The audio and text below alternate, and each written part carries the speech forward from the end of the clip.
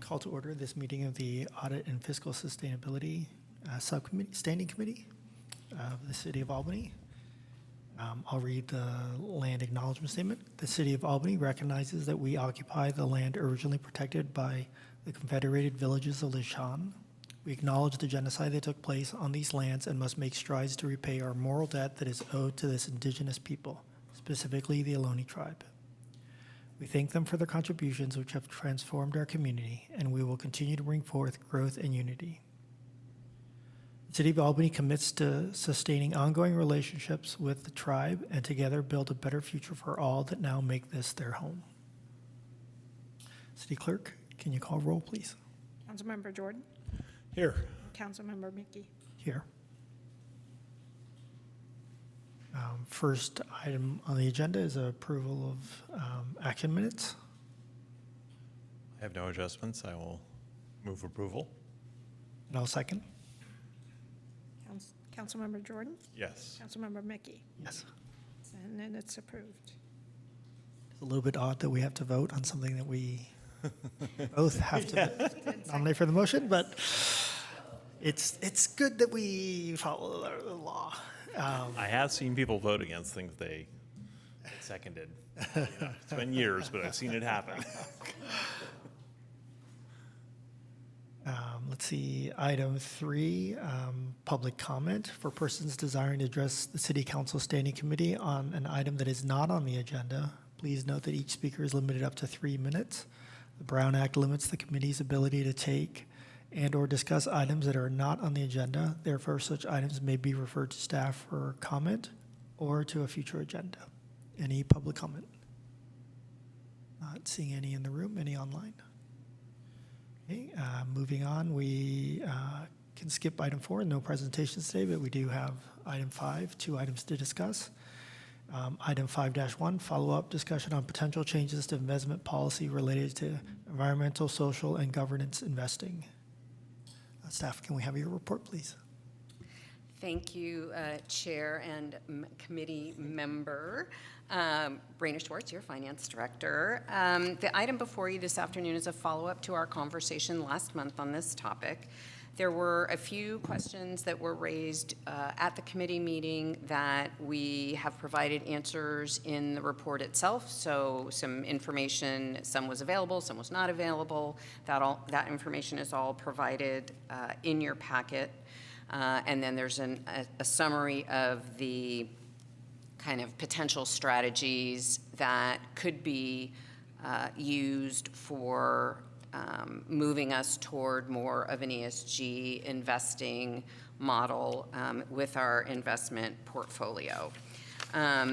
In addition, as a last-minute fabulous add to the agenda, there are 2 additional slides that Justin Rasuelo from PFMAM is going to go over that kind of looks a little bit at what are the ways that the committee could give direction in terms of, say, setting a number or setting a strategy for how we pick collectively as a city a specific direction to go into.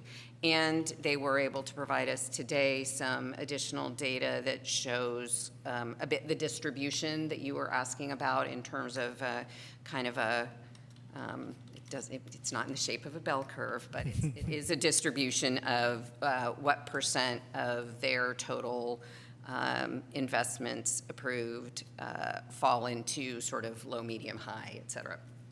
So Justin will go over that as well. So unless there are any questions for me, I'm going to turn it over, as you pointed out, to the star of the show and have him talk a little bit about some of the additional components.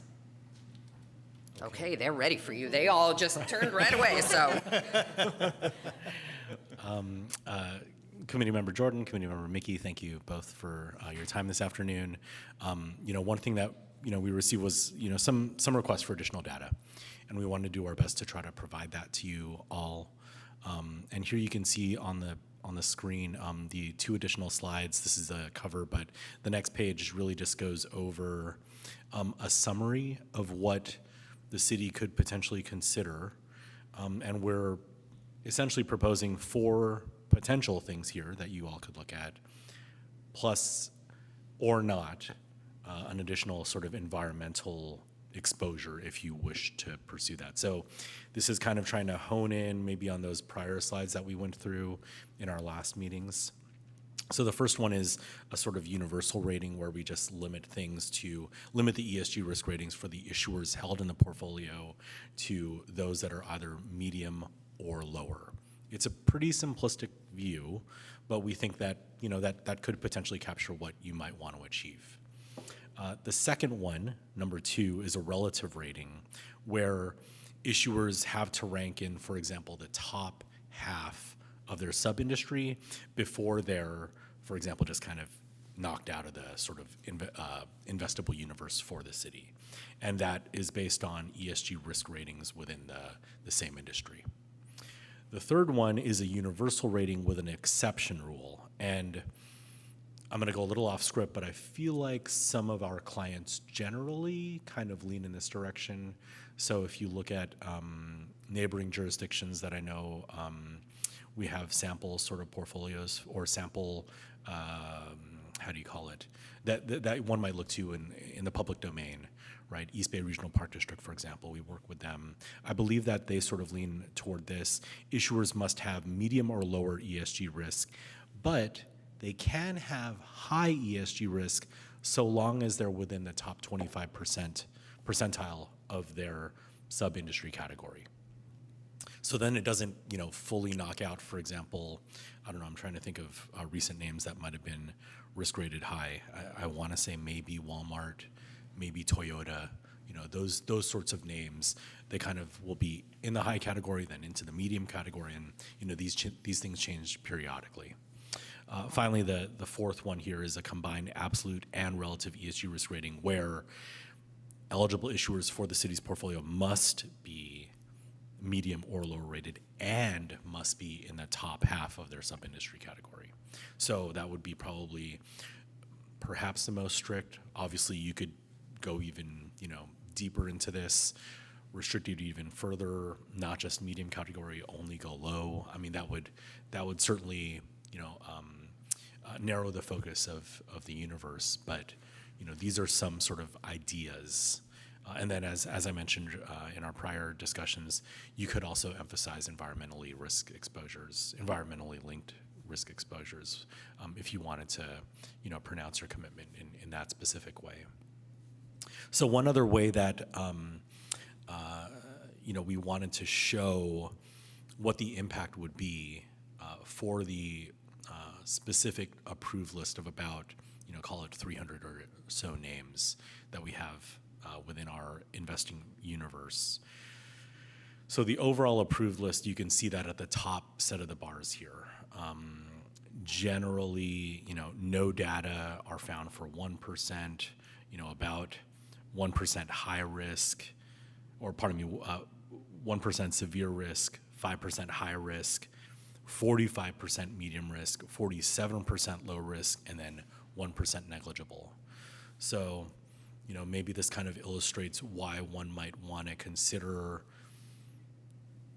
pursuing a strategy that, considers low and medium risk entities to begin with, just because that doesn't really knock out so many of the names that we have on our approved list from a, fundamental credit perspective. But again, if you wanted to go down the rabbit hole of universal rating, relative rating, that sort of tier 3 that I've mentioned, some clients do look to, this universal risk rating where you could potentially purchase high rated names so long as they're, call it in the top half of their sub-industry category. That's where you see that in number 3. And then finally, the combined absolute and relative names here. So again, this is the percentage of issuers that you would see potentially in the portfolio. And we hope that kind of illustrates, the considerations that you might want to make surrounding how you want to pursue an ESG strategy and how that might limit the available opportunities within the investment pool or within the investment universe. And I'll pause here for questions. If I could just add one other thing as well. This all of this, any of this, could also be combined with if there is a desire to exclude a sub-industry in whole or an industry in whole, that becomes sort of a threshold question, and then you could do an ESG rating. But so there is the ability to combine more of that potential option that was some of the discussion we had last time, along with this, how do you frame what you might use a rating for? So I just wanted to make sure that that stays in the mix of conversation. That did come up the last time, and that there could be some combination of a risk rating plus some additional exclusions for certain industries. Yeah, no, Raina, thanks for mentioning that. And I should also add that we do have several clients that also do that. I think one that comes to mind for me right now is Peninsula Clean Energy. Many of the sort of energy type producers or water type agencies, if they have those certain priorities that they really want to show, their folks that are committed to those sorts of things, they do that as well.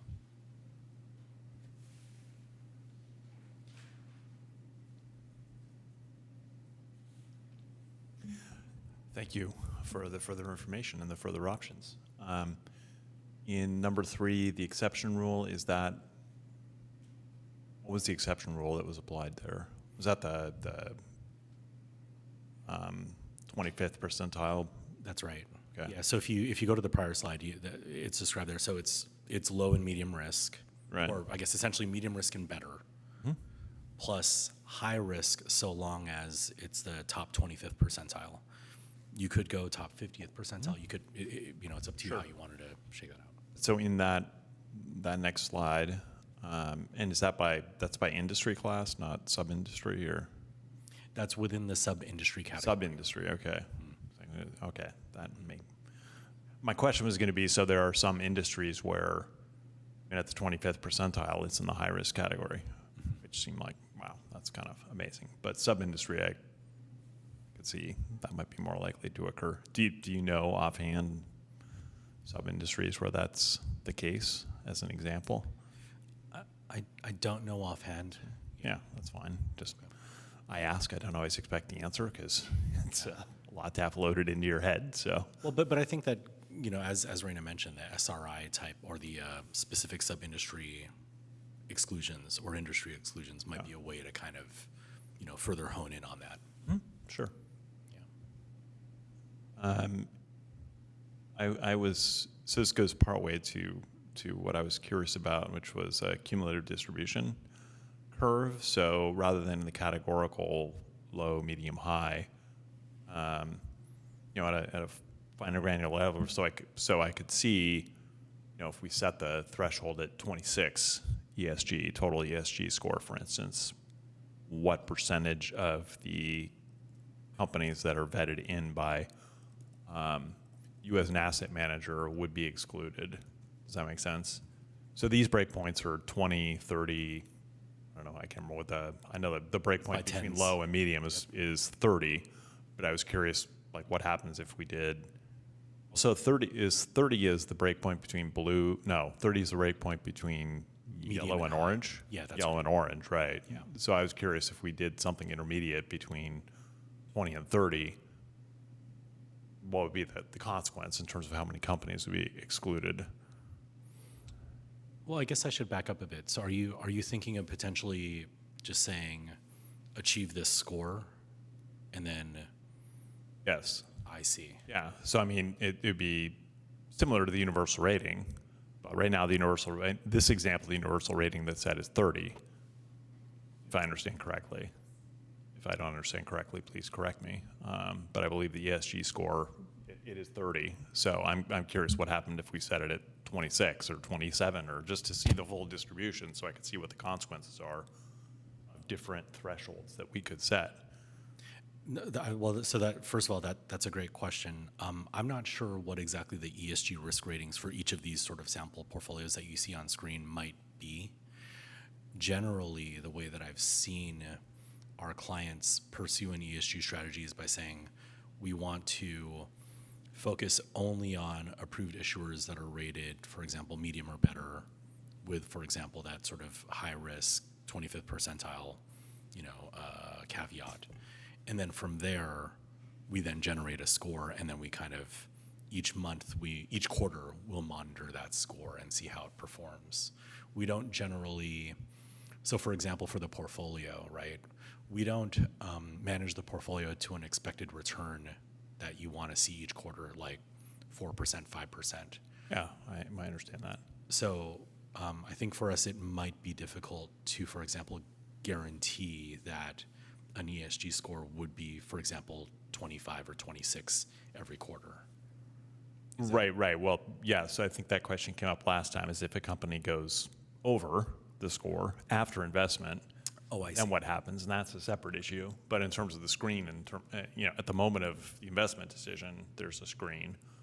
And they've set their categorical breaks at 20, 30, and I presume 40 or I don't know what. Those are kind of arbitrary, and I understand that. I mean, I'm a geologist. We do that in geology, take a numerical sequence and make categorical portions of it. But because they are producing a full range of scores on a real number line, you could pick any number in there and use that as a screen for whether it's allowable to invest in initially or not. And so my question was, could you either produce or could you provide to us the anonymized scores, so not the company, but just the scores?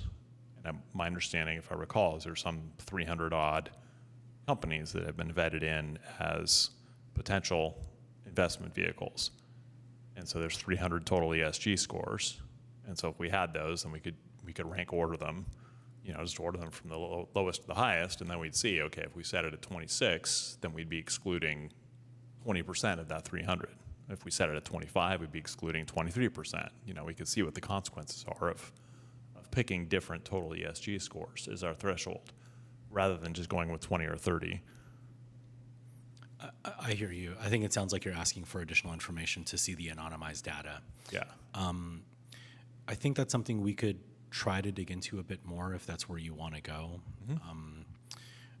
I think generally the direction we receive is, as I mentioned, these are the sorts of areas like if, we feel confident about high and better sort of risk or medium or better risk, and then we kind of go from there. We could try to see what additional information we could share with you. I think the concern, as I mentioned previously, is that we wouldn't be able to share specific names, and I think our intention here with these sort of aggregate data was to try to give you a sample and flavor as to what those scores might look like on an aggregate basis. But I can try to circle back and try to get you the information you need. I can't promise, but I will try. Yeah, because I guess if I'm seeing this correctly, then it's let's see, 80, 92, 93, like 90. If we chose medium or better, that would be 93%. Yeah, so maybe about 270 line items or so. Yeah. Yeah. Okay. Yeah. Okay. I think, too, there's a bit of, and you should appreciate this, I think, as a math and numbers guy. It's a bit like significant digits. I'm not sure that we collectively as staff or even PFM as our investment manager can draw much value or consequence from us picking 26 or 27. I think that the idea of saying this is a medium category, and then maybe you would want to combine it with an industry or sub-industry exclusion, which would take that out if we talked about oil and gas or whatever. And that might be a better combination than trying to say, oh, well, 26 is going to work and 29 isn't. I'm not sure that, I know that I can't tell you anything about that, and I don't even know that PFM can. Morningstar maybe could, but so I would just throw that out as an additional kind of thinking point is, you know, if we're trying to make, particularly in this first go at it, kind of a broad step forward toward the alignment with ESG values, that may be that combination approach of medium or better and some exclusion might be the more direct way of getting at it rather than trying to tease it out of some of the finer gradations within that category of medium. Yeah, I guess my thinking is I didn't see in the methodology that the categories enter into the analysis. So there's nothing, in terms of when Morningstar does the analysis, there's nothing, they're not determining, okay, is it between 20, I mean, their analysis isn't, first thing the analysis comes up with is not, is it low or is it medium? It comes up with a score. And then they've just, unless you tell me otherwise, arbitrarily decided, okay, 30 is going to be the break point between medium and high, and 20 is going to be the break point between low and medium. I mean, there's nothing magical about those numbers.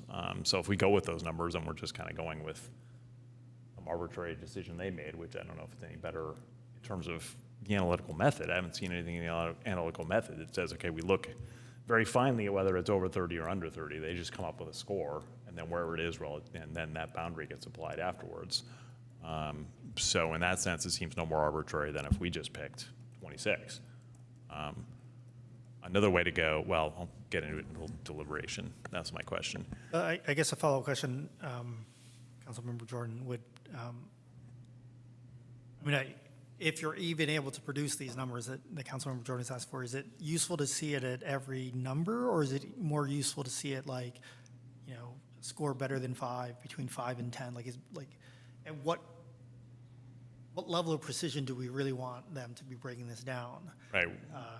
Yeah. Is it, Right. I guess I'm trying to thinking figure out of what you're looking the for. curves I see in my work, which are cumulative distribution curves. So it's at this number, this percentage is above and below, and then it's a full curve, and so you can see the consequences. But I mean, another way to look at this would be, and this, I mean, might be interesting to ask this in terms of other clients of yours, is how many of the approved list get excluded typically. So instead of picking a score, it could be, although this can change as you approve new companies companies go, then this could change. But it could be like, okay, rather than doing it at an industry level, we could just say it's got to be in the top 75th percentile of all of the entire approved list, not per industry or sub-industry, but just the entire approved list. We're going to exclude the top 25% by ESG rating. that was my next question for you. 'Cause Yeah. just going, I mean, I understand where you're going with wanting to know the hard numbers, so you could figure that out, but did we just say it's the top 80% is where we want to be investing our money? So Right. even though you're a medium, what we really want to do is invest in the best of the medium. Because you might be at 30, but we'd rather invest, if you're not in the top 80% or percent. Right. Then sure, we can invest in you, but we'd prefer to invest in these others. Right. I mean, kind of getting into deliberation, but I'll follow Sorry. I'll follow your lead on it. I mean, part of my interest in picking a score rather than this approach is because the scores can be looked up for a company publicly, is that it's transparent. Mm-hmm. It's understandable, it's transparent, everybody can understand it. Whereas if we go with a percentile of the approved list, then that can move up and down score through time, and nobody really knows what that score is. But that percentile, putting words in their mouth, but they could tell us 85th percentile means a score of 26.7 or better. Sure, but that's So we post that, and then everyone knows that if they want to look up a company, they know where that threshold was. Because if we pick 27, sorry, we are absolutely getting into discussion. But I'm not even, I'll be honest with you, I'm not even 100% sure that I'm as comfortable with that method as I was last meeting. So okay. we should probably keep it to questions right now. Okay. Did you have additional questions for what's been presented so far? Yeah, the one that just came up is do you have a sense of, from the median and first and third quartile of portfolios that you manage, in terms of the share of your approved list that is excluded by the criteria. You know, do agencies, does the median agency exclude 10%, 20%, 5%? And again, you wouldn't, I wouldn't expect you to. Yeah, no, these, I mean, so I used to work at Moody's as a credit rating analyst, and, you know, we were looking at median data all the time to try to figure out ratings for entities and categories and that sort of thing. But this is, you know, very different than fundamental credit, but it's all data, right? Yeah. So I appreciate where you're coming from with your questions. I mean, I guess I'll point to this chart, right? Again, it's the overall approved list at the top. You can see, for example, call it up to 7% might be knocked out of any category or any of the sort of strategies that are shown on this page, at least. Well, I'm not sure that's what's shown because each of those bars adds up to 100%.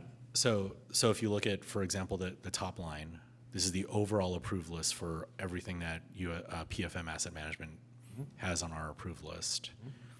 If, for example, an issuer were simply going to, or a client were simply going to remove high and worse, that would be 5 + 1 + 1. Sure. Right? And then you can see that universal rating. Right, so then you're 93%. Yeah, But so in then you're terms of- about 93%. But, you know, with respect to the sort of median data for each of these categories, I'm sorry, I don't have that information offhand. I think Well, to be clear, it wasn't the median for each category. It was sort of the median of the agencies who have ESG. What percentage of your approved list do they knock out? So you have 10 agencies for which you're contracted to manage their portfolio. Let's make it 9. That's easy. What percentage of your approved list does the ESG policy of agency number 5 knock out? yeah, I mean, I'm not sure about the entirety of the our ESG client, you know, and I would also say each client has their own sort of, you know, preferences. There are some clients, frankly, you know, when constituents are very vocal, they'll just say, all right, remove these specific companies. And, you know, we've seen that in the news, and we help them to do that because that's the direction that the council wants to go in. But at the same time, if you're going in the direction you're looking to, you know, the way I see it is councils want to see general trend for what the ESG risk looks like in your portfolio. There's no way to completely remove it. Sure. You know, not every company is a saint, right? Oh, yeah. And, you know, when we can see these data over time, we can ideally share with constituents whether or not we're doing good or if we're doing worse. You know, and I think at the end of the day, that's what we're looking to offer is a way to report out to your constituents how the portfolio is doing, if it's meeting your mandates, your goals, you know, and achieving what you all want. But I can appreciate, again, all the data that you're looking for. Thank you.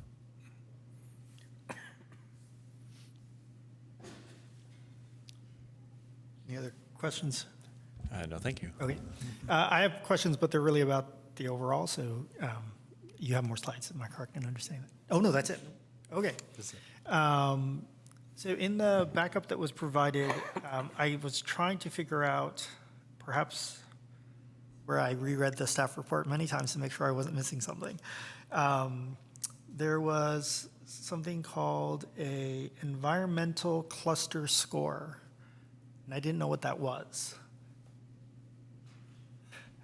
I looked up in Morningstar, and I looked up in the staff report, and I could not figure out what that was.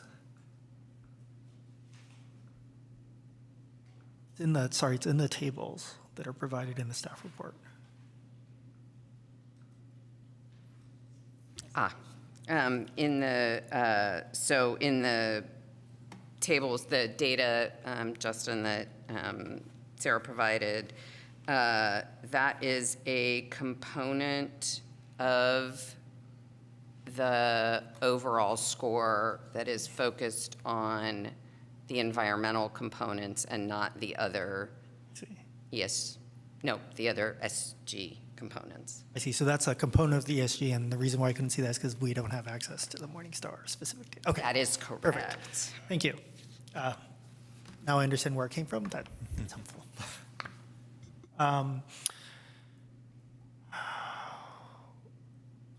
question for staff. So, sorry for the consultant. So thank you for providing the options, understanding the different ways that we could use ESG and set ratings. There was also discussion in the staff report that we could also, exclude industries, and that's great to understand, and I think we had talked about before. I think we have received a lot of public comment about, the ESG that's provided by Morningstar is a good starting point, but there are some concerns that some things are missed. And particularly it was raised about potential human rights violations and that the ESG no longer takes into account if it's a human rights violation in terms of labor force or specifically in terms of the way that a company produces their products, but not necessarily in the way that their products are the way that their products are used. And so is there a way to incorporate, for instance, the UN releases documentation and Amnesty International provides documentation on companies that they feel are potentially committing human rights violations? And I ask if it's possible to track those, and then when it comes time for us as a subcommittee to review investment policy every year, to just have highlighted those companies that may have been raised by either of those two organizations in terms of companies that we are allowed to invest in. So not necessarily asking you to make a decision on that, but just be able to raise that they have been identified. And I know that's a big ask, and I'm just wondering if that's even possible, or if you've been asked to do that by any other clients. So I'll start, Raina, and then if you want to chime in, please do so. Yeah.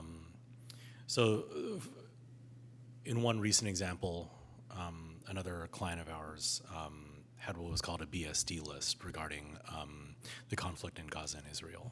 And they said, we want you to use the BSD list to determine what specific issuers can or cannot be invested in the city's portfolio. And for us personally, we don't know who the BSD organization is and that sort of thing. So for us to monitor that on a very, periodic daily basis to make sure we're in compliance with your policy and your desires, frankly, is much more difficult. Right. So we weren't able to offer that for that client, but what we did say is if you have specific names of issuers you wish for us not to invest in, we can do that. That's an easy thing for us to implement on the trading side. Because there are many sort of complex systems that go beyond just, reading into the policy and then, receiving direction from you all. Okay. Now, with respect to the UN, I can appreciate that that's a much bigger organization. I frankly respect them as an organization. Maybe we can look to that. I don't know if there are ways to link that into our Bloomberg AIM and trading system. I can ask, but I can't make promises. I'm not sure. And I might have misheard what you might have said earlier. Sorry, so I was saying UN or Amnesty International. MSD International. Yeah. Amnesty International? Oh, Amnesty. Sorry. I see. Yes. And I wasn't looking at it necessarily that you would be constantly monitoring and not investing in this. I was looking at more of when it came time for us as a council subcommittee to review the policy, which we'll do every year, is that would be an opportunity for you for you as a consultant could raise that these are 5 companies that concerns have been raised about.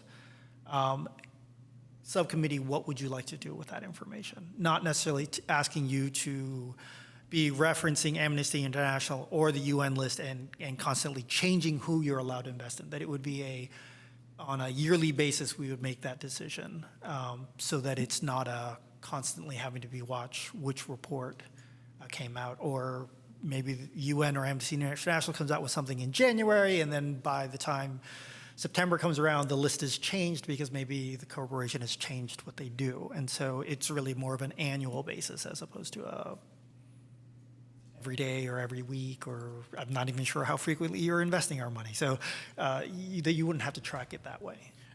No, and I appreciate that. If I can be honest, this is the first time, frankly, I'm hearing of this sort of request. Okay. We've not generally integrated this sort of analysis into our sort of day-to-day practice. this is why, for example, we lean on Morningstar, and other sort of, asset managers might lean on MSCI, right?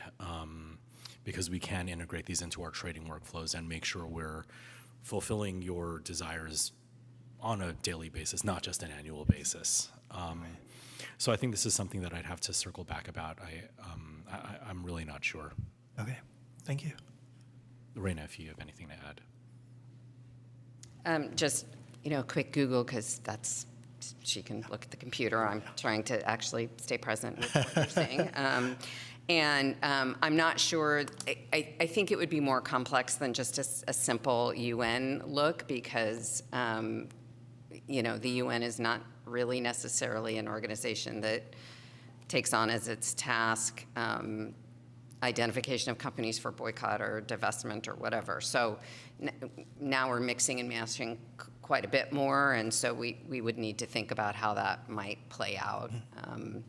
There is unlikely to be any one or two measures or lists that capture 100% of where ultimately 5 people are going to want to be. And so, it's a what gets us the farthest without kind of tipping over that point in terms of extraordinary effort in order to try to get that information. Thank you. And that was my question portion of that discussion. Any other questions, Preston? None for Sorry, me. Councilmember Jordan. That's okay. None for me. Happy to keep it informal. With that, then we'll open it up for public comment. And I assume we have some public comment in the room. Do we have any public comment online? All right, so 3 minutes each. So it's a nice segue. I can speak to what you were just discussing. So the whole point of us wanting to have a focus on human rights as specifically exclude, companies that have been identified as contributing to the abuses of those, goes to the fact that the Morningstar tool has been compromised. It no longer takes into consideration human rights issues, and that's what you're relying on them to provide you. And they are, Morningstar would be looking at UN reports, Amnesty International reports, and then making an assessment, an ESG factor assessment based on their human rights record. Since that's been removed, that's now a responsibility that's within the community, as I see it, where we can have a conversation about companies that ought to be excluded, regardless of what this tool is telling us, because it's no longer valuable to us to identify companies in that specific area of ESG risk. And so that's why I'm advocating strongly for us taking that on as a community to have that conversation where we produce that list on a yearly basis. We hand it over to Justin, and he hands it to his traders, and you're not to trade in these companies until we meet again and reassess what companies there are that we want to invest in. And so I think there's a lot of value to this. It allows us as a community to have these really important conversations. I like the tool. I mean, we can take, qualitative analysis, trying to quantify it all we like, but ultimately it's about, it comes down to your value judgments and how those are applied to the things that you do. And I think in the area of human rights, that's very important. But there are responsible, internationally recognized bodies that do this, that we can refer to when we have this conversation to make sure that we're, as a community, making good decisions about this. So we are doing the right thing. And then letting ESG tell us things about, our Sustainalytics handle the other areas where they do have analysts still working in areas like environmental areas or, how well they treat their employees, that sort of thing, whatever the risk factors are that they're doing. But again, this is just one area where we found it deficient, and we talked about that last meeting. And so again, I think using the tool in conjunction with this healthy debate that we can have here in this forum to promote that. That's all I had to say. Thank you for your comments.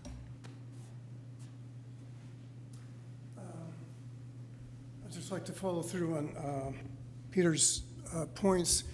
and press it a little bit further, we're using the term human rights abuses, and it seems to me that's much too mild.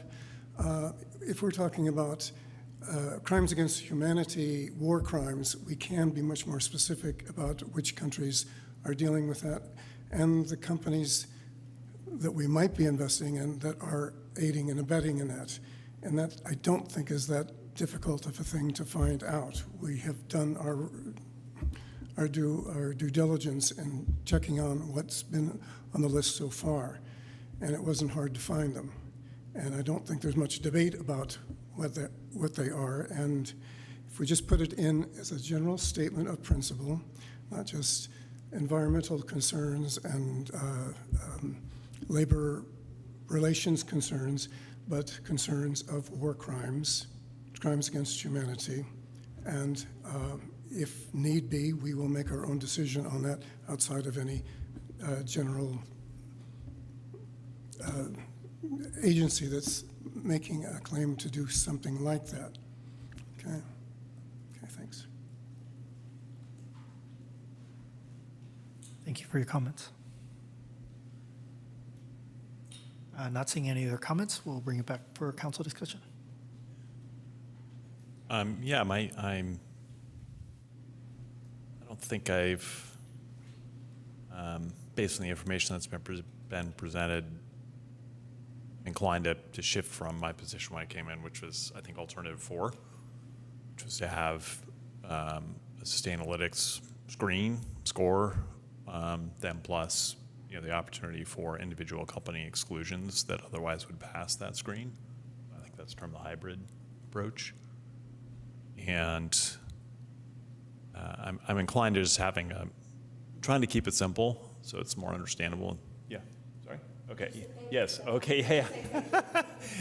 Yeah, it's, simple to implement, simple to understand, transparent, and so just setting a total ESG score, since that is what is publicly available. I'm not in favor of using portions of the score that are not publicly available that the public can't look up, including me as a member of the public, which apparently is the E part of the ESG score. So just using the entire ESG score as a screen, and then having the opportunity and the obligation to look at the remaining companies and potentially exclude specific companies for specific reasons.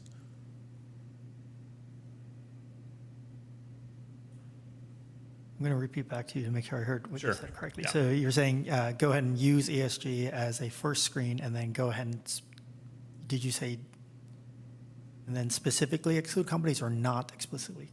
And then have the opportunity to specifically exclude additional companies that could be brought to the attention of city governance by members of the community and or by members of city governance itself. Mm-hmm. Yeah, I still feel like ESG score plus the exclusion of certain industries makes sense. I think there is the opportunity for members of the public to bring up specific corporations, have a discussion as this subcommittee about whether or not we should be investing in those companies based on whatever policy ends up being written by us as a group and then passed by the whole of the council. I had hoped that there was an easy way, and I kind of knew the answer already, about being able to track the UN or Amnesty International. And I specifically called out those two organizations because they're generally well known. The methodologies that they use are generally well known. I know there are other groups that track war crimes or human rights violations or the way that products are used to do human rights violations. But they are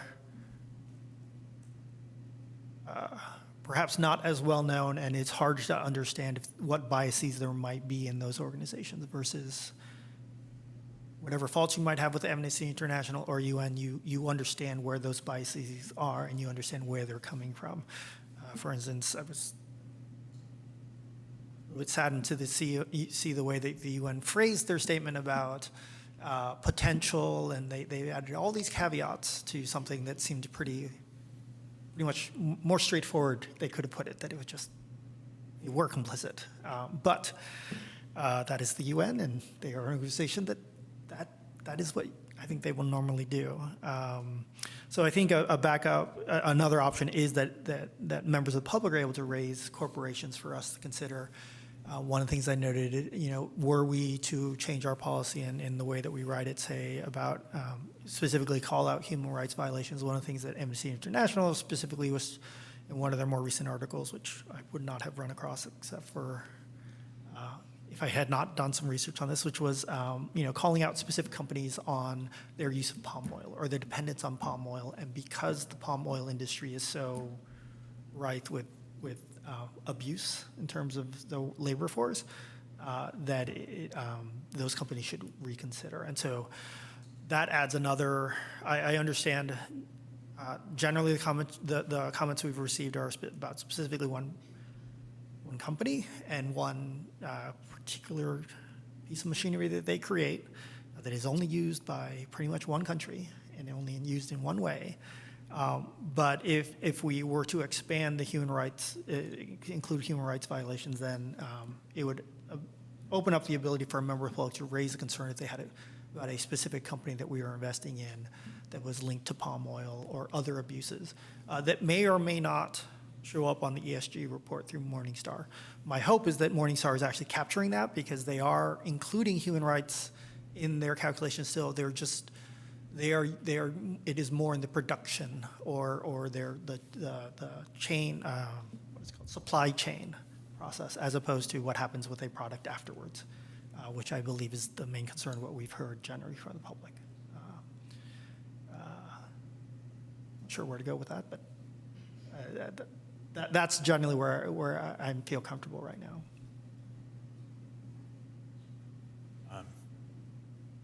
Yeah, I mean, I think we agree. Yeah, so I would suggest the direction that since we agree, if I understand, on the hybrid approach, which I think is the shorthand for it, that we go ahead and try to draft with the value statement and the implementation policy, or value part of the policy, implementation part of the policy. I've actually put together a draft already, but could attach that to the next agenda so that we can consider that. The number, the threshold is not in there because I didn't have the data, and I think that's something that we should discuss anyway if we have that cumulative distribution. My inclination is to set it so that, I don't know, 25%, 20 to 25% of the allowed list is excluded, whatever that score is. But to set a score, again, not to set it based on that percentage, because that, for transparency and ease of implementation.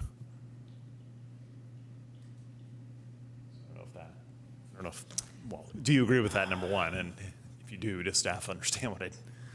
Yeah, I think, when we met last time we had this topic, I was inclined to look at a score around 25, 26, 27 for a variety of reasons. One was to just pick the best of the best. The other was, but I think the big thing there is I think I'm more comfortable with just saying better than medium or better and exclude industries with the option of picking specific companies as opposed to trying to pick a number. Because I just worry that I think picking a number, we could pick a number, but again, if we pick the top 75% of who we're allowed to invest in. I mean, in theory, that number is changing all the time, but so annually we would just be picking a number. But that doesn't really know that. I would worry that we would be, one, losing opportunities to invest in companies that, while maybe they're not the best, top 75, but they might be some company that in the current market swings that are going on, they might be a good investment, right? They might be a better return. And I think kind of being able to just use Morningstar's medium or better is just, I feel like it's simpler. I mean, medium is 30. Yeah. So it's as arbitrary as 25. It is, but Morningstar has kind of picked that number, and I get we don't know why they picked it. It could have been completely arbitrary. It could be that their fancy calculations, actually 30 was found to be a good break point. Well, that's why I was just seeing the cumulative distribution, because then we would know. But that would change all the time, because our list of 300 investments, it's not static, right? I mean, that's changing all the time. It could become 400 companies, or it could become 200 companies. But I think it would give us a reasonable idea if there is a break point at 30 in the distribution as it currently exists, and yeah, that could change through time, but I suspect, I looked up all the companies, I suspect there's nothing magical about 30. I did not look up all the companies. Staff provided me a list of the companies I think that we are invested in, as opposed to the full 300. But, Well, I couldn't look up the 300. I can only Okay. look up the ones in the city's portfolio. okay, I guess what I would say then is, in terms of language, I mean, we can, when we get the numbers, if you're able to provide the numbers for the next time we meet, I think that can be a discussion point. We can see where that break is, but I will tell you that if it happens to be around 30, I'm probably going to just say medium or better, as opposed to picking a number. But having the information wouldn't hurt to make that decision. I think at that meeting, we can also then go through the language that you've drafted and either put a number or say medium or better. Okay. To be clear, though, I would like to remove oil and gas and aerospace and defense as industries or sub-industries, whichever that is. I don't know how you feel about that, but that's the direction I was going, that could we at least start there? Well, yeah, I said last time, there's utility, I mean, I want to keep it simple, so let's say we pick 30. I wouldn't want to exclude companies in those sectors that are better than that threshold, just rote, because there are companies, I know there are companies in the oil and gas sector that are actually taking the transition seriously, and not just lip service, which is what most major oil companies are doing. And Sustainalytics, from the scores I've looked at and the familiarity I have with companies in that domain, because I work kind of adjacent to that domain in my day job, seems to be catching lip service versus actual investments. And so I would prefer not to just screen out those oil and gas companies that are actually. We don't even know if we're allowed to invest in those companies. No, we don't. We don't, and we will never know. Yeah. So the best we can do is not just rule out the whole industry and say, okay, if it's better than this score, then they're in the approved list, and they're eligible for investment. And I named some companies last time that have done multi-gigawatt solar installations, grid-scale solar installations, and whatnot. So I wouldn't want to just put them in with the oil majors in the world that don't care and have been lying to us for decades. Do you feel the same on aerospace and defense? Yeah, I mean, I think the example I gave last time, and I don't know if Cessna is a company, but let's say Cessna is if Cessna is a company, which I kind of doubt it is, it's probably eaten by somebody or a brand, but if it was a company, I wouldn't want to exclude it because it's in that category, but it doesn't do defense. And I guess this would be a question for our consultant. Is the subcategory aerospace and defense, or is the subcategory defense versus aerospace? Or like how? The industry is Industry, aerospace and okay. defense. And I'm then trying to remember from the slides last time if there are subcategories within it, and Justin is furiously scrolling. Unfortunately, no. No, it's not. It's the one, I knew that one of was them one that- was Yeah. It's the same. just a chunk. Okay. And aerospace, and I couldn't remember if it was aerospace and defense, but I thought I remembered that some of the industries don't have sub-industries. Right. They only have that. And I confirm aerospace and defense is that one industry that does not have sub-industry categories. Well, But we do have business activity involvements, if you recall. For example, biological weapons, that sort of thing. So you could potentially, this is, again, maybe introducing more complexity, but you could carve out specific direct involvement or indirect involvement if, for example, a company is owned by another company, and try to carve out those sorts of things. And I can list those items if that's helpful, if you wanted to go down that.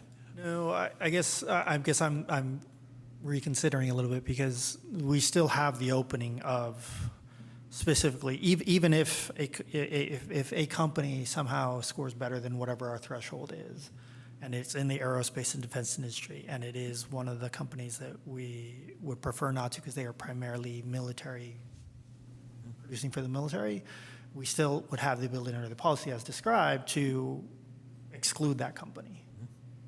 The issue would be that that only happens when we know they've been added to the list.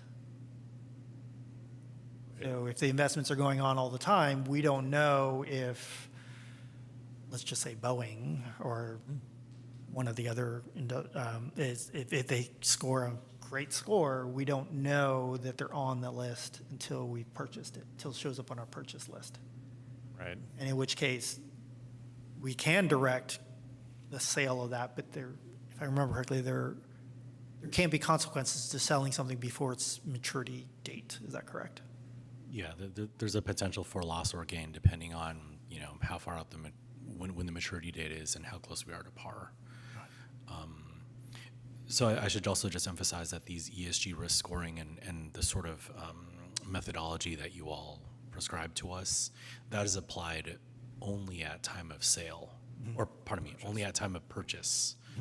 But it then is monitored, and then, you know, we're able to produce a score, and we can kind of report going forward as to what, you know, how the portfolio is performing relative to what you all have prescribed.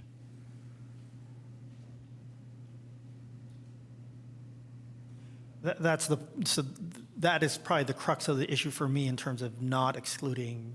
I can understand the oil and gas, right? Let's support those who are actually making a real effort, right? I worry more about the aerospace and defense. Is that one we won't know that we're investing until afterwards. I don't know. On the other hand, I actually don't know that aerospace and defense, any of them are scoring below 30. I think in my quick scan of who we own, none of them are. So if we were picking medium, we'd be. Well, I think Lockheed Martin was 28.1 or something like that. It was Yeah. right at the threshold. Okay. I guess in one of the examples that was raised, we could do something where for oil and gas and for aerospace and defense, we could set a threshold that it's like instead of saying we allow high, if it's in the top 25 percentile or 10 percentile, whatever the number is, we could say in those two industry categories, we only allow them if they're in the top 10 or top 25 percentile. So that way, we're only picking the best of the best, and they have to also meet whatever other threshold we had set of, whether that's 30 or 28 or 27. That would probably give me a little bit more assurance in terms of how we would be investing. Yeah, so I'd be happy to bring back, because all the scores per industry are available from Sustainalytics. So I'd be happy to bring back the cumulative distributions for each of those industries, so we could see, if we pick a score, what percent of that industry would be inbounds. Now, it's not the approved list, but Right. of the universe Right. of all possible investments. I'd be happy to do that for the next meeting. If that's publicly accessible, I think I will do some research also. I will just, I didn't realize I could look at it by industry. So. Yeah. I mean, I just looked at oil and gas, and there's 26 pages at 10 per page, so I was going to scrape them all. But if you want to scrape them all, save me the work, then please let's not both do it. So, looking to staff, I don't think we're ready to make a motion, but do you have enough information for understanding what we would hope to see at a future meeting? Let me try to capture what I've heard. Thankfully, notes and recording make for better than my own memory.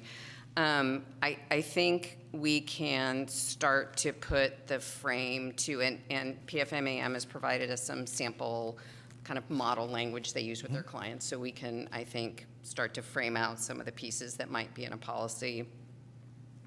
I think we can, based on what you've said, put together a proposal of, okay, it's going to be 30 with the best of these and the worst of those, or some combination of those things that I heard today or that we heard today.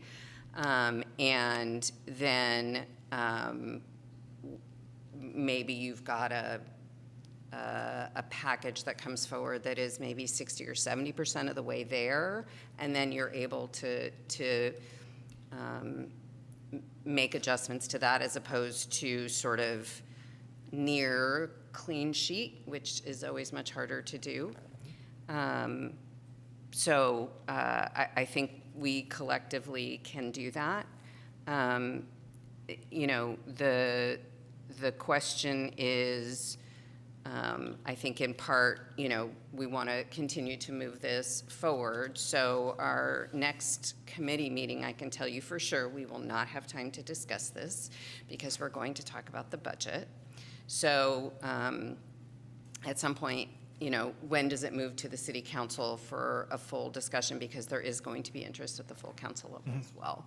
So that may be something that the committee chair and the city manager, when she's back, can have a conversation and we sort of work out the logistics. So I would propose that we start to frame it a bit more based on today's conversation, a little bit more data as we've talked about today, and then talk a little bit with the city manager about timing so that we can balance all the items that we have moving forward. And I think that's really the kind of what I took from the conversation today. Does that largely capture where you think you would like the direction to move? My part, yes. Yes. Excellent, then we'll do all that stuff. You can just move second, do all the stuff. Got it, we'll do all the stuff. Okay. And thank Justin and his colleague Sarah, who has done a tremendous amount of work for us. So. I'm trying to get her to move out here. I know, she's in New York, so she was like, yeah, I'm not gonna stay up for your... All the ESG clients are out here in California, so I don't know why she's out there. Well, thank you. Thank you for your time. Thank you. Yeah, thank you.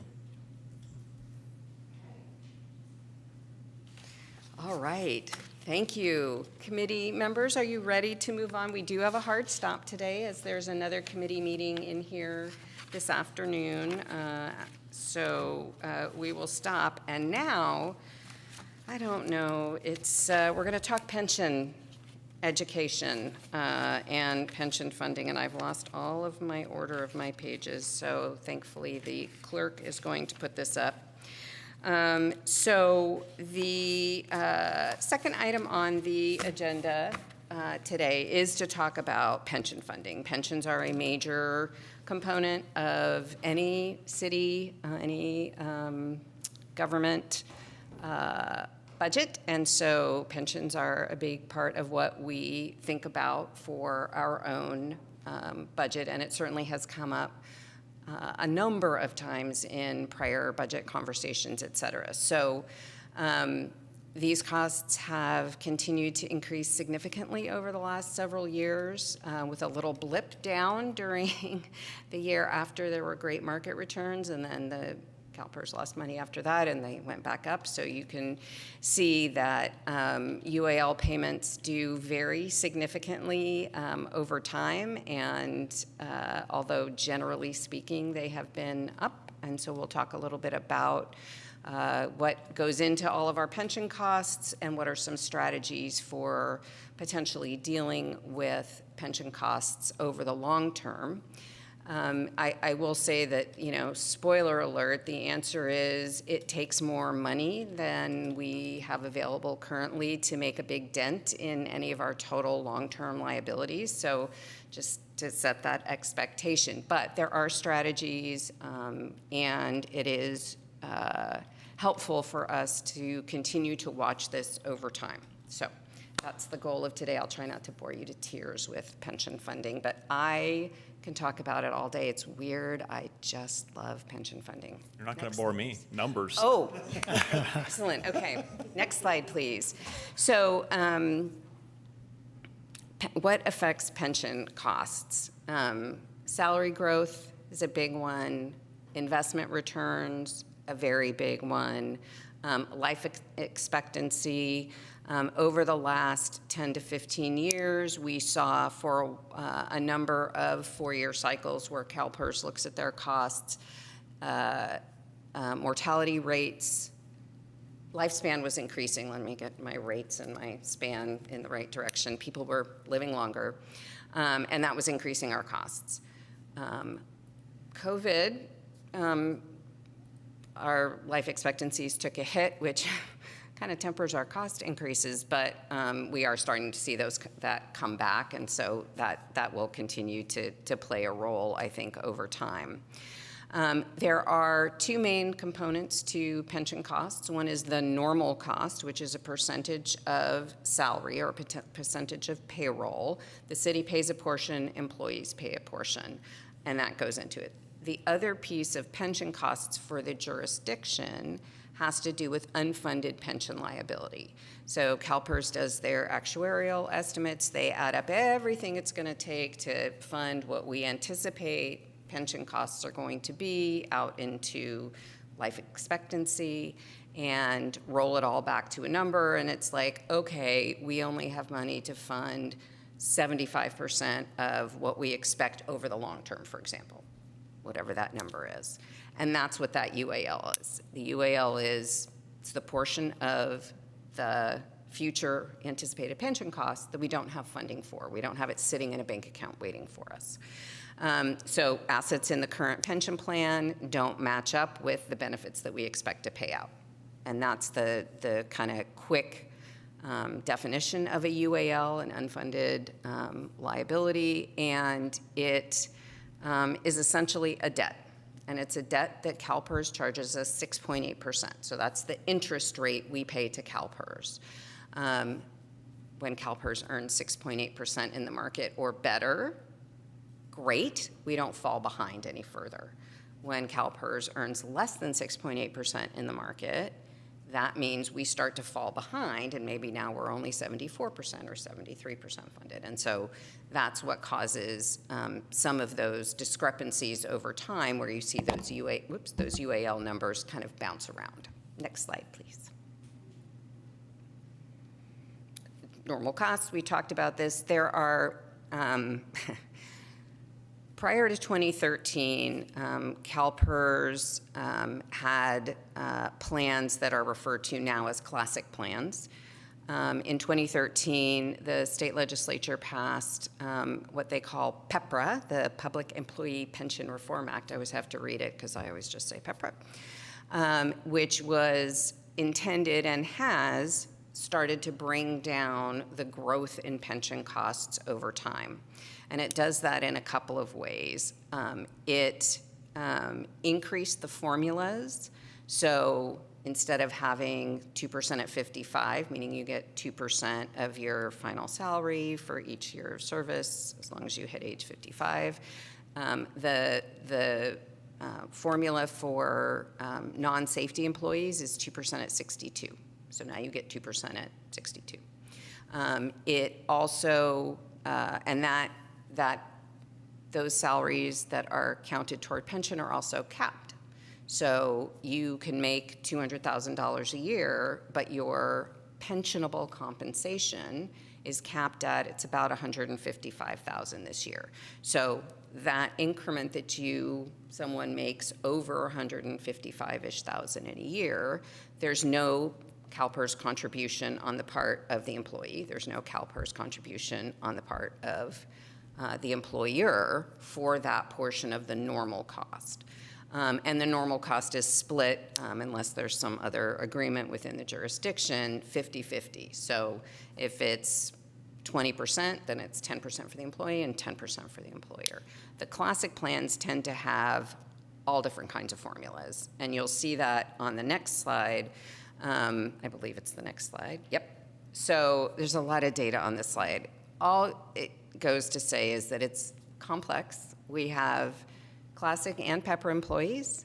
We have police, fire, and miscellaneous employees. And all of them have slightly different formulas. They all have slightly different employee cost-sharing agreements. So you can see there that even with the miscellaneous employees, so any of our non-sworn, non-safety employees, some of them we pay 8% of pay, some of the employees pay 12% of pay. It's all what was agreed in bargaining agreements over time. And you can see those numbers there. Over time, as we get a greater and greater percentage of employees in the workforce who are PEPRA employees, you start to see those normal costs go down as a percentage of payroll. As payroll goes up, it still goes up, but at least as a percentage, that growth is muted. And so there are all these pieces that go into what someone gets in terms of a retirement when they retire, both in terms of the age, the formula itself, et cetera. So there's a lot of noise in the system because there are so many different plans. But that just kind of gives you a picture of what do the employees pay and what are those formulas? What do they look like? So next slide, please. Rena, a quick question. Sure. So in the last two columns that are PEPRA columns, so those all fall under the state law that 150 is the max? The far right column in The far both right, tables? yeah. Yes, those are all PEPRA safety, police and fire, PEPRA miscellaneous are all for employees who are essentially new to the CalPERS system after 2013. And does that, on the flip side to that, the other four columns, essentially, it was, Classic? the classics, all of those, the payout per year is based on an average of the last few years that they worked? Or is that what that? That's not listed on 12 the month- final pay. So the final pay is either 12 months, so it's your highest 12 months, or your highest average over the last 3 years. Okay. PEPRA also pushed it to a 3-year average rather than a 12-month average. A lot of the classic plans had a 12-month. Okay. So And they were so some of those richer. classics could be well above 150? Oh, and under classic, it's not capped. I see, okay. Pensionable compensation, or what we call PERSable, which is a little easier to say than pensionable. PERSable compensation is not capped for classic employees. Okay. There's still definitions about certain kinds of special pay, but basically your base salary is not capped in terms of what counts towards your pension. But for PEPRA employees, it is. All right, thank you. I've been able to have conversations with lots of people because I understood PEPRA happened, but I didn't understand the details. So it's nice to understand the details to help explain to someone why the unfunded liability has an end date. Well, in theory, has an end date, and why I hear so many people talk about we should just get rid of pensions completely because of the issue. And I tried to explain to them that PEPRA has helped communities rein in the skyrocketing costs of pensions. So, but it's good to know the details. Correct. And for PEPRA employees, we don't end up with this galloping unfunded liability the way you do with the classic plans. Because of the structure of it, it doesn't grow as quickly the way that the cost-sharing percentages are set up. You get, little nibbles of changes, but you really, the total UAL for all of our PEPRA plans is, I don't know, compared to like 45 million, it's probably 20,000. That's what I recall, yeah. It's yeah. minute. It just doesn't accrue the same way because it's structured differently. And so, yes, I will say there's a little caveat to there's an end to the UAL because things can add to the UAL even when you think you're done. So it's not 100%, but PEPRA just doesn't accumulate UAL nearly the same way that the old classic plans did. And for a tiny bit of history, I don't want us to run out of time. In the early 2000s, CalPERS was super funded, meaning they had, so right, we're at 75%-ish funded now. They were at like 110% funded, right? So like, whoa.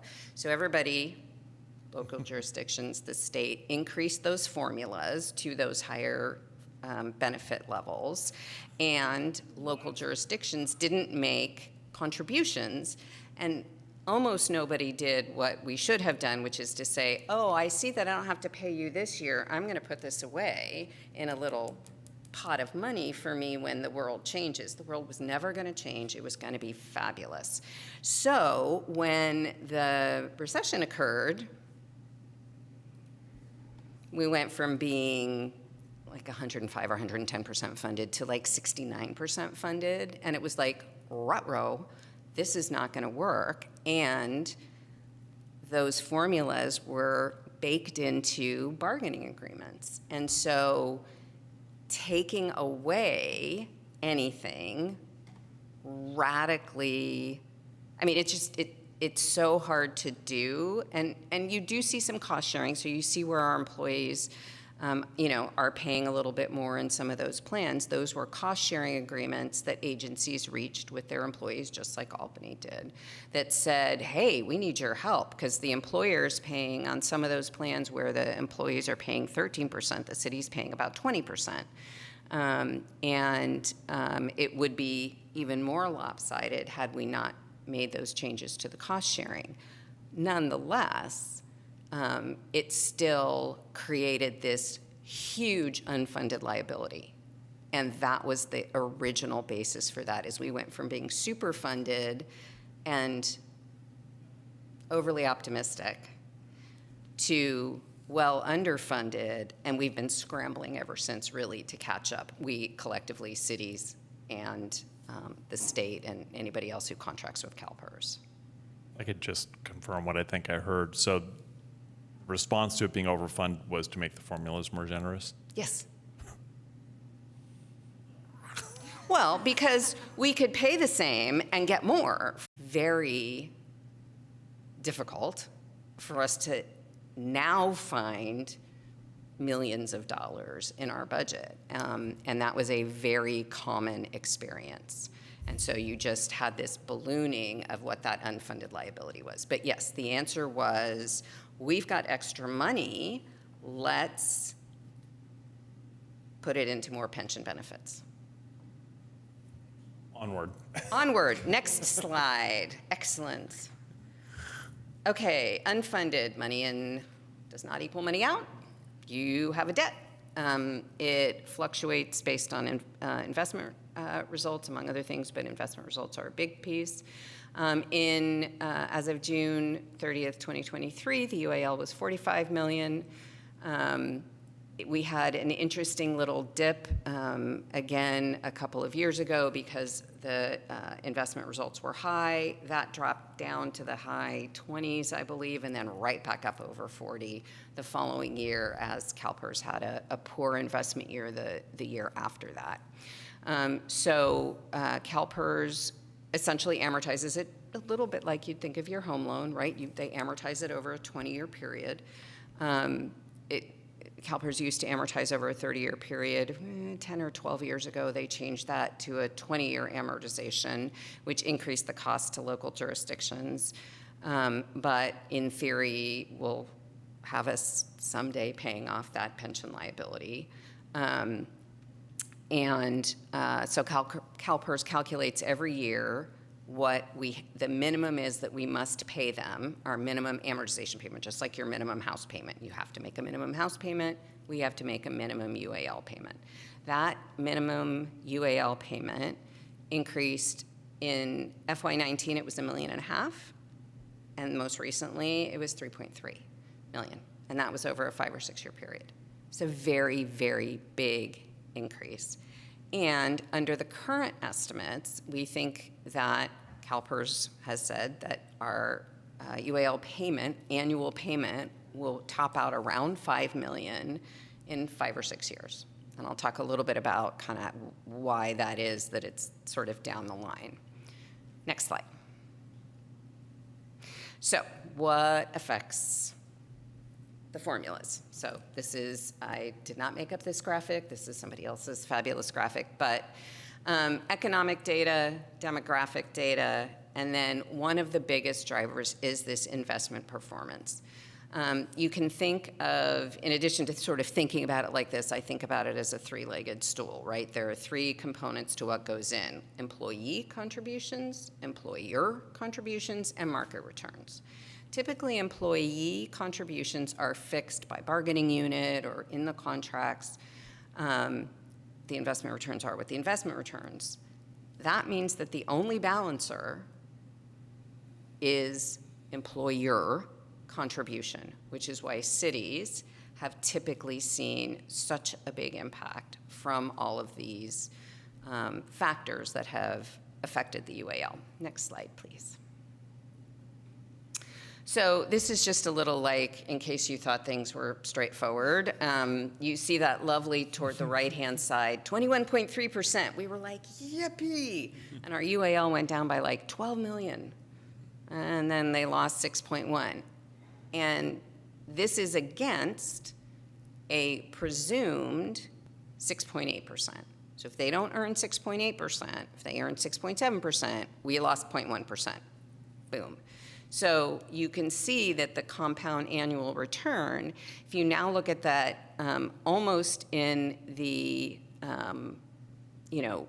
in many of those years, we're falling below that 6.8%. Okay, so we're sliding backwards. CalPERS does every 4 years look at that rate, their discount rate, essentially the interest rate. And they, the last time they reduced it, I want to say it was about 4 years ago, and then a few years before that. Whenever CalPERS reduces the discount rate, we have to pay more because they're assuming that they're not going to get the investment returns.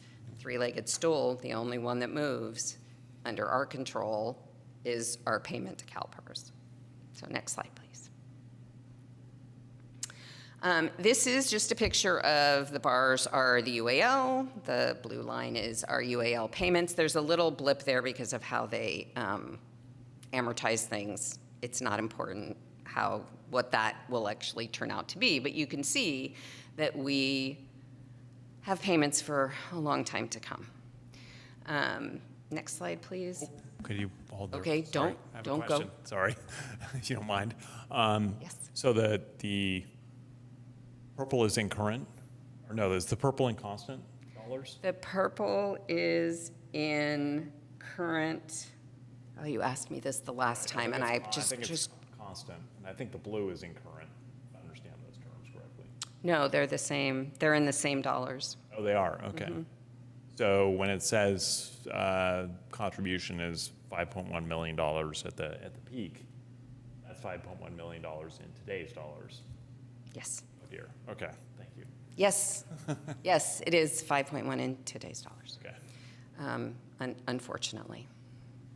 All right. I was hoping. Okay, before we go to that, I will say the other thing that affects kind of what this looks like is anytime there's a change, either because of mortality tables changing, because of investment results changing, or other plan assumptions, so sometimes CalPERS changes their assumptions, those changes are amortized over a 20-year period, and there is a 5-year ramp up, okay?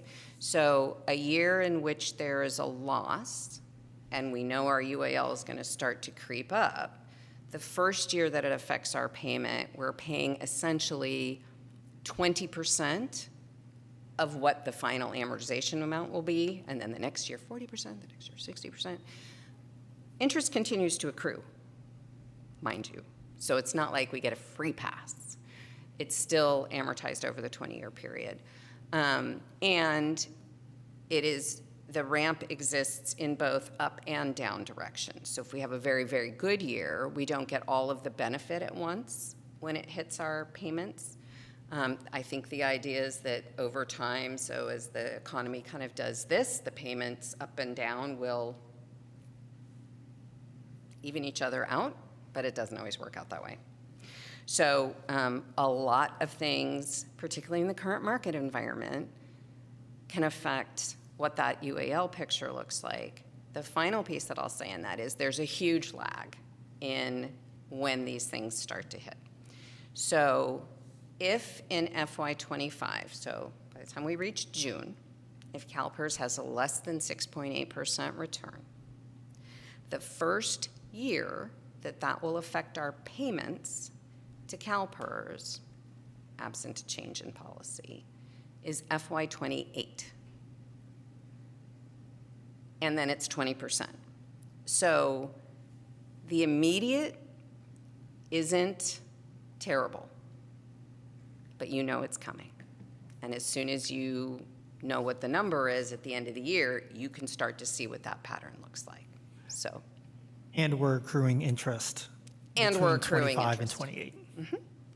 Wonderful. Yeah, it's terrific. Okay, let's move on to strategies. Do you have happy Oh, news yeah, for I gotta us? go quick. Okay, I gotta go quick. Sorry. Strategies. And we might skip the Nope. slides and just talk about the strategies because they all require additional money, except for the first one. The first is to make the annual UAL payment once at the beginning of the year. CalPERS allows you to do it once at the beginning of the year or monthly as part of or regularly as we make our normal pension contributions. They give us about a 3.4% discount for paying it once at the beginning of the year because then they get to earn interest on it rather than us earning interest on it, but it's worth it for us because it just, it's certainty of saving that 3.4%. We've done that for the last 5-ish at least years, and we plan to do it going forward. So that is one teeny tiny little piece that we're taking advantage of. The second is restructuring UAL payments through what they call a fresh start. A fresh start is a little like refinancing your home mortgage. You say to them, I have 20 years left on my payments, I want to pay it off in 15 years, and what does that do? Well, couple of things. One, it does reduce your overall total cost because you pay less interest over time. Two, you can structure it to have essentially flat payments so you know what you're getting and you don't have that constant, what is CalPERS going to do to us this year? The downside is the payments are higher. There's no two ways about it. Your payments are going to be higher, at least for a portion of that period of time. And so again, takes more money than we are paying now for our CalPERS, but it is definitely a way to reduce the total interest payments. It is also inflexible. Once you've fresh started, you can't fresh start to spread it back out again. I could clarify. So does a fresh start lock in what the UAL is? No. Okay, I was going to say that's too good a deal. I would definitely. It locks in the UAL that it locks in. It locks in, but not the UAL. I mean, the UAL can go up You bet. if the market returns are You below bet. 6.8%, and Yes. then you not only have your fresh start, you have on top of your fresh start. Right. Okay. You can accrue new unfunded amounts Outside of the fresh. just as easily after a fresh start as before a fresh start. Thank you. Your second choice is to make an additional discretionary payment to CalPERS. You just basically make an extra house payment, and essentially it knocks off some stuff at the end, so you save the interest that you would pay over the 20-year lifespan of that debt. The positive is that it does reduce your payments. The downside is that money, if you have it in reserve, the city has $775,000 that the council has set aside already. It's gone. Once you send it to CalPERS, it's gone, and it doesn't preclude your UAL from increasing again. It does nothing to change that underlying formula. So nice. And we've done a couple of them. You saw in the staff report, there were 2 years where we made additional discretionary payments when there was additional funding. That helped, but we still have a large UAL. The next item is to establish a pension pre-funding trust, which is very much like an discretionary payment, additional discretionary payment, or what we call an ADP, except it has a few different characteristics. We often call those a Section 115 trust, which references the IRS section that allows those investments to be tax exempt. When you put money into a Section 115 trust, it is irrevocable. It must be used for pension costs. It doesn't have to be used for additional pension costs. It can be used for your regular pension costs, but it cannot be used for anything else, period. You're done. The plus to it is the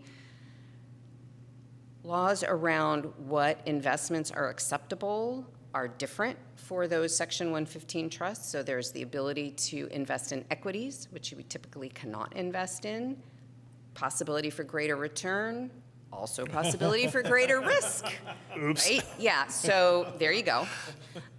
It does also help potentially from a credit standpoint, because the rating agencies, as Justin was talking about, view it well when there's money, an irrevocable trust for pension costs, but it doesn't actually reduce your UAL or save you any money until you actually make a discretionary payment with it. So just sitting there, it's better from a credit perspective, but it's not, it doesn't do anything for your underlying UAL costs. And once it's in there, and could potentially be more risky. The other thing about that is there are a couple of companies that offer management of these Section 115 trusts. PFMAM / US Bank, because they merged, is the investment manager for the biggest of those companies, a company called PARS. But the costs to invest in the 115 trust, so we pay PFMAM on our current portfolio approximately 10 basis points for our overall investment management. Could you say that in percentage? Because basis points, I think, A basis point, so 10 basis points is 0.1%. 10%, 10% of a percent. Right, 0.1%. Yes, 0.1%. Just thinking if anybody's going to listen to Yes. this. Yeah. I know, I'm translating those. In contrast, the PARS Section 115 trust, it's 60 basis points. That was a little too rich for my recommendation to come forward to you, so that didn't get recommended. And then the last potential strategy is something that is generally not recommended, and I certainly wouldn't recommend it in this interest rate environment, but it's essentially issuing pension bonds or some version of a pension bond. So it's borrowing to pay your debt and leveling out your payments, which makes sense if you can borrow at a substantially lower interest rate than you're paying CalPERS. Made sense in 2018. Yes, there were years in which it made sense, and there are years like now when it does not make sense. And it is, I think, of all the strategies, the one that trips people up the most when they think about the fact that they're done with their UAL. You are not done with your UAL. You may have issued a pension obligation bond to pay 100% of your UAL. You're done. You're just making your bond payments. Doesn't matter. CalPERS can be like, give us more for your next UAL payment. And that, I think, is it's the most stark contrast when agencies have issued pension obligation bonds and then they get told they have a new UAL and they're like, what, are you kidding me? This is crazy. Well, it's not crazy. It is what it is. I mean, if Albany had issued a bond at 3% or whatever it could get, whatever rate it could get in 2018 against whatever the UAL was, then we would be in a better position. We still would be in a better position if you do it in the right interest rate environment. Right, it can be spread. very effective. Right. No spread now, so. No spread now. You definitely would not want to do it now. And if we can then go to the next to last chart, I think. Keep going, keep going, keep going. You've got this in your packet, which is why I decided, given the hour, that I would just keep going. Oh, no chart. The chart's in the staff report, sorry.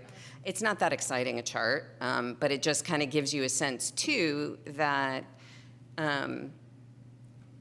you know, with an discretionary payment or with a fresh start, unless you do something radical and spend a fair amount of money, you don't get that much of a benefit. We don't really have the resources right now to make a dramatic change in our total UAL. It's something to continue to watch, because if we end up in a surplus, a significant surplus, and we wanted to do it, it will save us money over time. Ah, there's Cassie. It's at the end. It's not that exciting, but I was trying, you know, so you can see that, you know, that things shift over time, either sooner or later, or, you know, but we may end up with higher payments in the short term, et cetera. So the bottom line is we are already making our UAL payment once a year. We are not, I wouldn't recommend at this point a fresh start or an ADP, because I think we need to kind of hold the line, particularly because there is so much uncertainty in the market. I think that we would be way out ahead of ourselves if we tried to kind of second guess where this market is going to go and what that's going to mean and how soon it's going to get here. And right now it's like, we know that it's a big cost. We know some of the strategies to deal with it.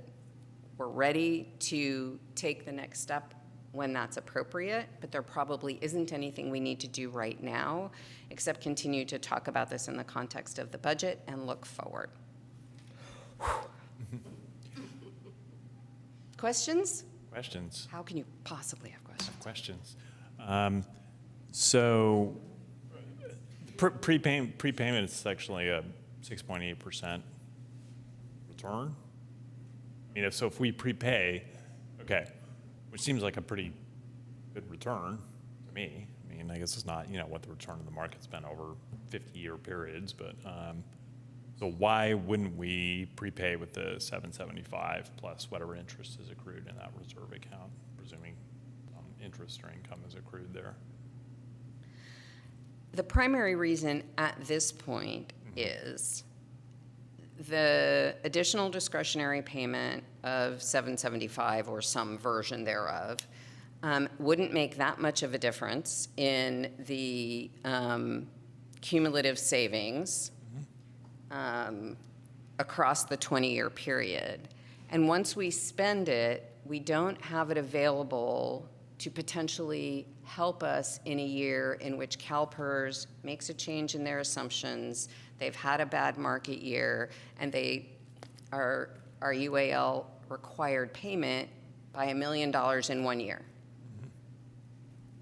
That would be very disruptive to our budget in the short term, and while the economic situation is quite uncertain and our overall budget is, we're still kind of working on getting our base solidified, it would eliminate a little extra cushion we have to handle volatility or sharp increases in that UAL payment.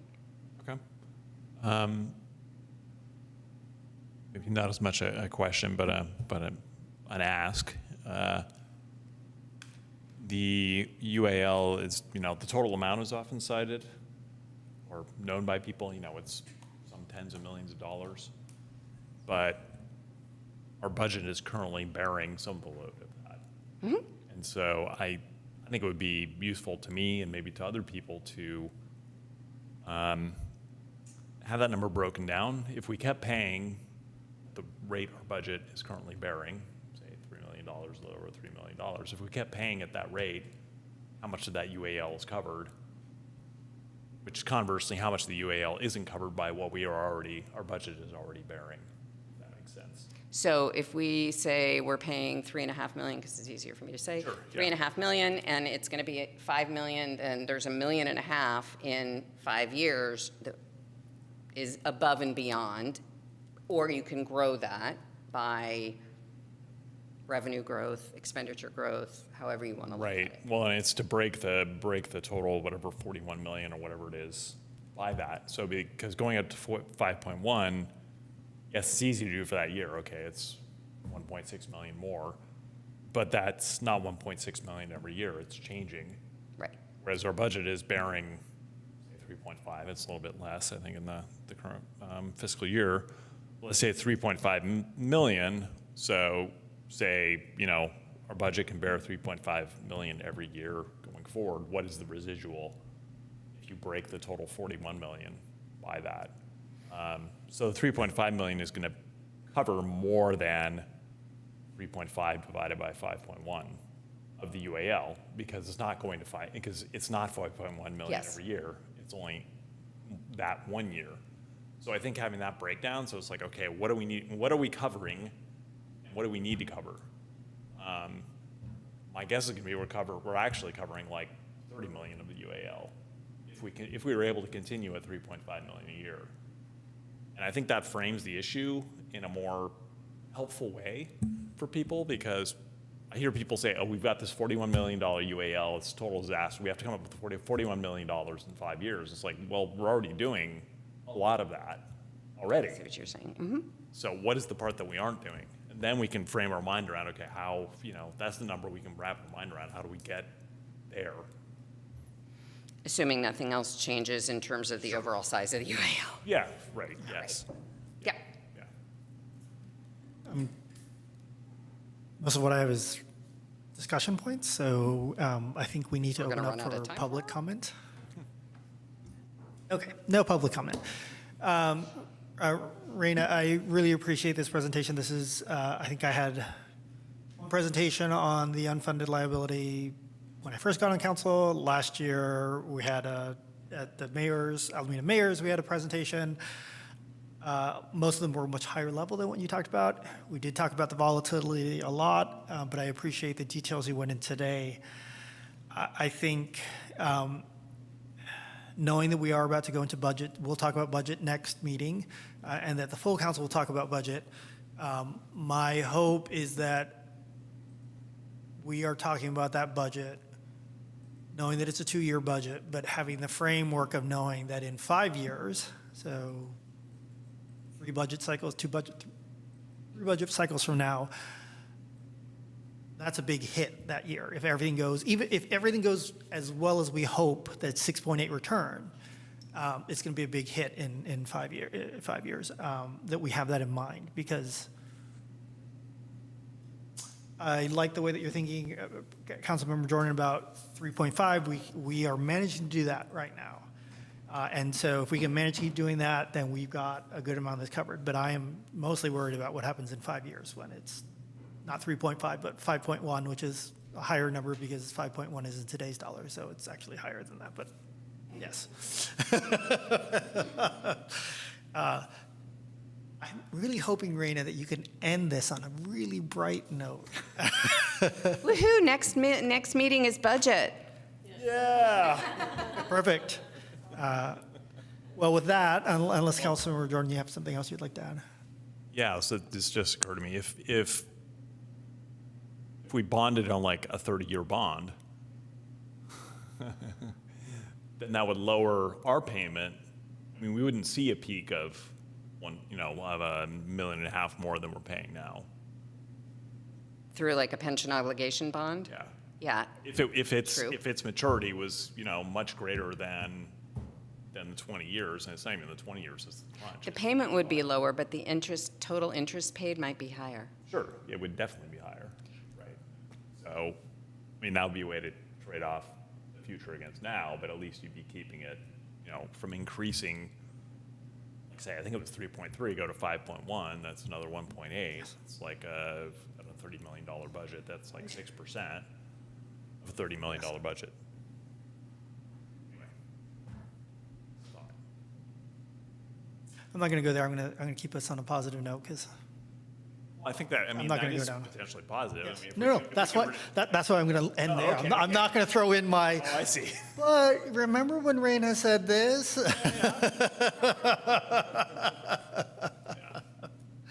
Perfect. Well, thank you, everyone. Thank you, staff, for the presentations today. Any announcements? Not for me. No Thank you. announcements. With that, I will adjourn our meeting, and hopefully we're leaving enough time for